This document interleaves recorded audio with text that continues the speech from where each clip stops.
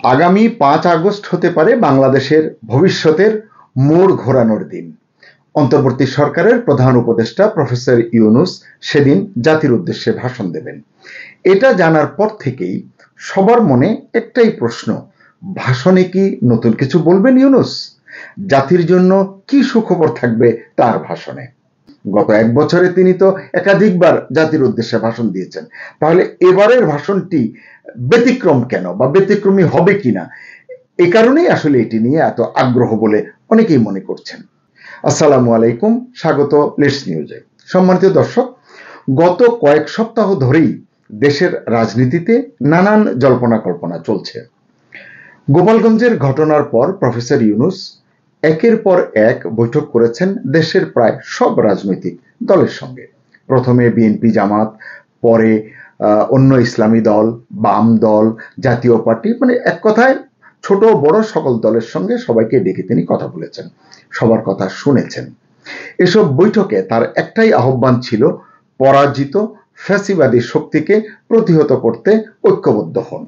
তিনি যখনই এই ধরনের কোনো পরিস্থিতি দেখেন, তার সরকারের তরফ থেকে কোনো ধরনের হযবরল পরিস্থিতি তৈরি তারা করে ফেলেন, তখনই তিনি দলগুলোকে ডাকেন এবং ডেকে তাদের সঙ্গে আলাপ আলোচনা করে একটি কথা বলেন, ফ্যাসিবাদী শক্তি নানান ষড়যন্ত্র করছে, এটি মোকাবেলা করতে হলে সকলকে ঐক্যবদ্ধ থাকতে হবে। যাই হোক, গত রোববার এই ধারাবাহিক বৈঠকের এক পর্যায়ে বৈঠক শেষে বেরিয়ে সংবাদ সম্মেলনে জাতীয় পার্টির মানে কাজী জাফর ব্র্যাকেটে চেয়ারম্যান মোস্তফা জামাল হায়দার জানিয়েছেন, তার নেতৃত্বে আরো 13টি দল এই দিন বৈঠক করেছে।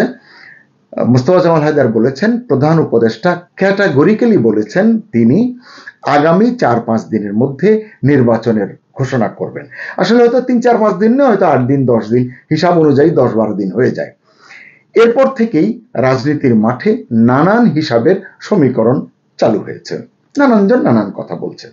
আপনারা জানেন, প্রফেসর ইউনূস এর আগে বলেছিলেন তিনি দেশে একটি ইতিহাস সেরা সুন্দর নির্বাচন করতে চান, সেই নির্বাচনের জন্য তিনি পুরো জাতির সহযোগিতা চান, এটিও তিনি বারবার বলেছেন।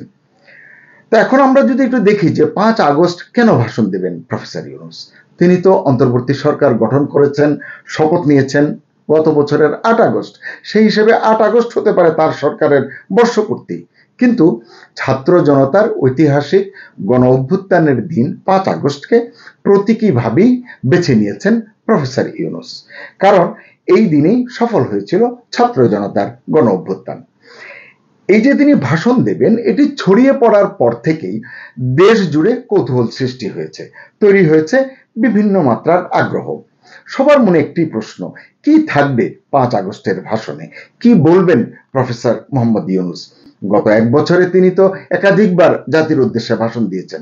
তাহলে এবারের ভাষণটি ব্যতিক্রম কেন বা ব্যতিক্রমী হবে কিনা, এই কারণেই আসলে এটি নিয়ে এত আগ্রহ বলে অনেকেই মনে করছেন। সুনির্দিষ্ট করে যদি একটু দেখি আমরা, যে এর কারণগুলো যদি একটু দেখি, বিভিন্ন সূত্র এবং সরকারি সূত্র, রাজনৈতিক সূত্র, তারা কিছু ইশারা ইঙ্গিত দিচ্ছেন। তারা বলছেন যে 5 আগস্টের ভাষণে প্রফেসর ইউনূস জানাতে পারেন বহুল কাঙ্ক্ষিত আগামী নির্বাচনের সম্ভাব্য সময়সীমা এবং এর প্রক্রিয়ার সম্ভাব্য রূপরেখা, জুলাই সনদের খসড়া এবং ঐক্যমত্যের অগ্রগতি, রাষ্ট্র সংস্কারের অগ্রগতি, এছাড়া আরো কিছু গুরুত্বপূর্ণ ইস্যু থাকবে তার ভাষণে, এমনটি জানা যাচ্ছে।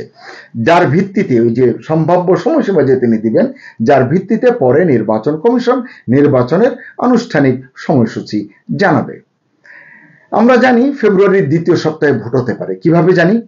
এবং তারিখটাও আমরা জানি 2026 সালের 12 ফেব্রুয়ারি। আসলে এই জল্পনাটি শুরু হয়েছে গত 13 জুন লন্ডনে বিএনপির ভারপ্রাপ্ত চেয়ারম্যান তারেক রহমানের সঙ্গে প্রফেসর ইউনূসের বৈঠকের পর থেকেই এই জল্পনাটি চলছে। তারপরে মাঝে মধ্যে নানান কারণে এই আলোচনায় সন্দেহ দেখা দিয়েছে, সংশয় দানা বেঁধেছে। যাই হোক, গণ অভ্যুত্থানের বছর পূর্তি আগামী 5 আগস্ট, এ কারণেই 5 আগস্টের ভাষণের দিকে এখন সবার মনোযোগ। জানা গেছে নির্বাচনের কথার পাশাপাশি এই ভাষণে প্রধান উপদেষ্টা অন্তর্বর্তী সরকারের 1 বছরের অর্জন এবং ব্যর্থতার কথাও তুলে ধরবেন। এটি একটি ভালো চিন্তা, ভালো উদ্যোগ। এদিকে দেশে নির্বাচনের আলামত তেমন দৃশ্যমান না হলেও নির্বাচন কমিশনও সব ধরনের প্রস্তুতি নিচ্ছে বলে বা নিতে শুরু করেছে বলে জানা গেছে। তফসিল ঘোষণার আগে আইন শৃঙ্খলা পরিস্থিতি নিয়ে বড় ধরনের পর্যালোচনা সভা করবে ইলেকশন কমিশন।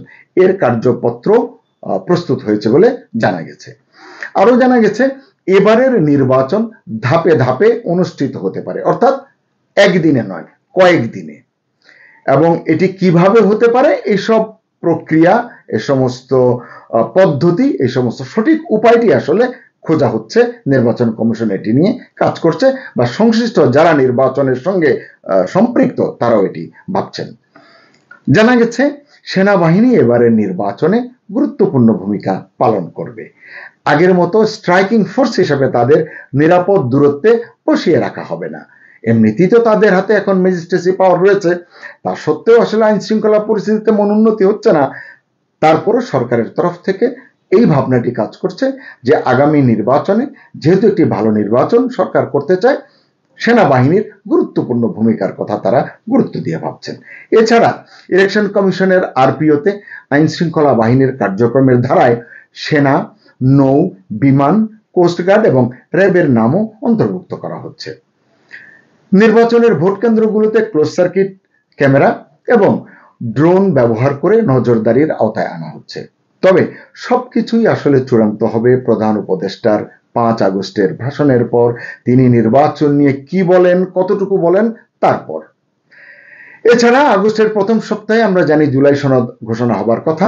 এটা 3 বা 4 আগস্ট হতে পারে। এই ঘোষণায় সব দল স্বাক্ষর করবে।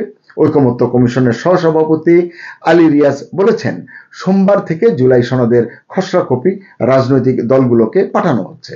তারা এতে তাদের সুপারিশ ও মতামত দেবে। এ নিয়ে ঐকমত্য কমিশনের আরো একটি বৈঠক সম্ভবত হবে। এরপরই এটি চূড়ান্ত দলিল হিসেবে রূপ পাবে। এদিকে রাষ্ট্র মেরামতের জন্য গুরুত্বপূর্ণ সংস্কার প্রস্তাব নিয়ে আমরা জানি ঐকমত্য কমিশনের সঙ্গে রাজনৈতিক দলগুলোর বৈঠক প্রায় শেষ হয়ে এসেছে। বেশিরভাগ সংস্কার প্রস্তাবেই সবাই একমত হয়েছেন। কয়েকটি বিষয় বাকি আছে, এগুলোর ব্যাপারেও তারা ঐকমত্যে পৌঁছে যাবেন বলে সবাই আশাবাদ ব্যক্ত করেছেন। তাই 5 আগস্ট প্রফেসর ইউনূস জাতিকে কি বার্তা দেবেন সেদিকেই এখন সবার মনোযোগ, কারণ সেটাই ঠিক করে দেবে আগামী দিনের বাংলাদেশের রাজনীতির গতিপথ। আপনিও চোখ কান খোলা রাখুন, আগামী 5 আগস্টই হয়তো মিলবে সেই উত্তর। সবাই ভালো থাকুন, সুস্থ থাকুন, নিরাপদে থাকুন। আল্লাহ হাফেজ।